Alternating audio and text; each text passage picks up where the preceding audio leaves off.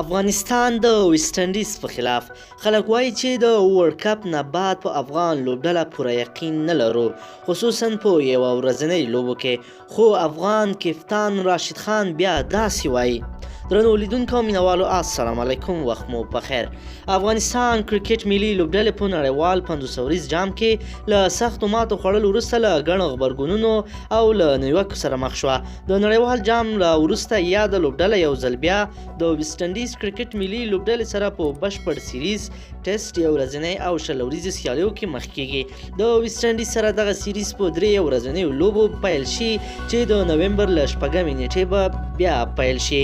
افغانستان په 500 ورځ فارمټ کې کوم قسم چې تمه وه په نړیوال جام کې ښه ونه ځلېده او 9 واړه سیالۍ بایلودې. له یادو سیالیو وروسته افغانستان کرکټ بورډ په ملي لوبډله کې تغییرات راوستل. د لوبډلمشر ګلبدین نایب یې له دندې ګوښه کړ او په ځای د ټولو فارمټونو لپاره راشد خان د لوبډلمشر وټاکه. د افغانستان کرکټ ملي لوبډلمشر راشد خان وایي د نړیوال جام بحثونه اوس تیر شوي او باید نور هغه له ذهنه وباسو. ټول پام په راتلونکو سیالیو واړوه.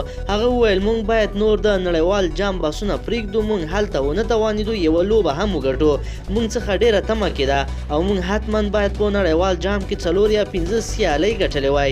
راشد خان زیاته کړه چې په نړیوال جام کې د لوبو یو لامل دا هم و چې موږ د 2015 کال نړیوال 500 ورځ جام څخه نیولې تر 2019 کال نړیوال 500 ورځ جام څخه نیولې تر 2019 کال نړیوال 500 ورځ جام پورې د داسې سترو لوبډلو سره د سیالیو چانس ترلاسه نه کړ چې موږ پکې د هغوی ټیمونه په وړاندې تجربې او معلوماتو حاصل کړي وای. یوازې موږ سره د 2013 ایشیا کپ سیالۍ تجربې وې. نوموړي وویل د 2015 کال نړیوال 500 ورځ جام را په دې خوا په دې 4 کلونو موده کې موږ د سترو لوبډله لکه استرالیا، انګلستان، نیوزیلینډ او داسې نورو سترو لوبډلو خلاف د سیالیو چانس ترلاسه نه کړ. موږ یوازې په دې موده کې له زیمبابوې، بنګلادیش، سکاټلینډ او آیرلینډ لوبډله سره سیالۍ ترسره کړه.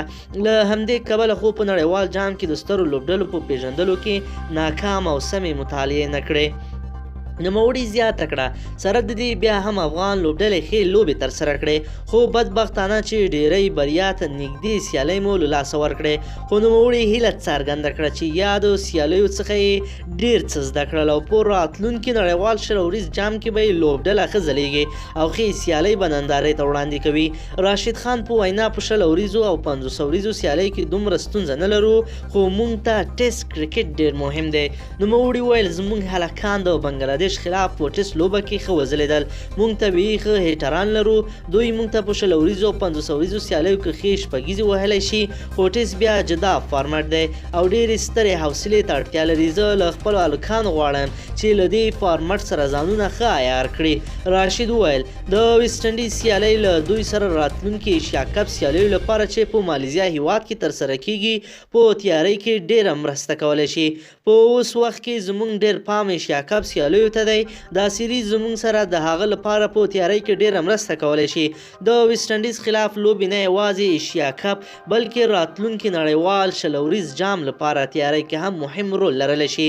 راشد خان له دې خبرې سره همغږي نشو چې ګواکې د 3 واړو فارمټونو کپتاني به په هغه فشار راوړي. نوموړي ویل په ټوله کې فشار نه وي. زه چې په هر فارمټ کې لوبېږم خوند ترې اخلم. کله چې توپوهنې ته ښکته شم د یو بیټسمین په توګه بې له فشار لوبه مخته وړم او کله چې بیا توپ اچونه کوم بې له کوم فشار توپ اچونې ته دوام ورکوم. فشار یو ذهني شی دی. په کپتانۍ کې هغه مهال تر فشار لاندې راتللی شي چې کله د لوبې د پایلو په اړه په فکر کې شي. مهمه دا ده چې یوازې په لوبې پام وشي. که چیرې هر څوک یوازې د لوبې په فکر کې شي هر څه ورته اسان کېدلی شي. افغانستان په 6 ورځې وروسته له ویسټ انډیز سره په 500 ورځ، 20 ورځو او یوه ټیسټ لوبه کې مخ کیږي. د افغانستان کرکټ ملي لوبډلې مشر راشد خان یاد سیریز ته بشپړ چمتووالی وښود. نوموړي وویل ویسټ انډیز کمزورې لوبډله نه ده، خو موږ هم د دوی چیلنج ته ښه آمادګي نیولې ده.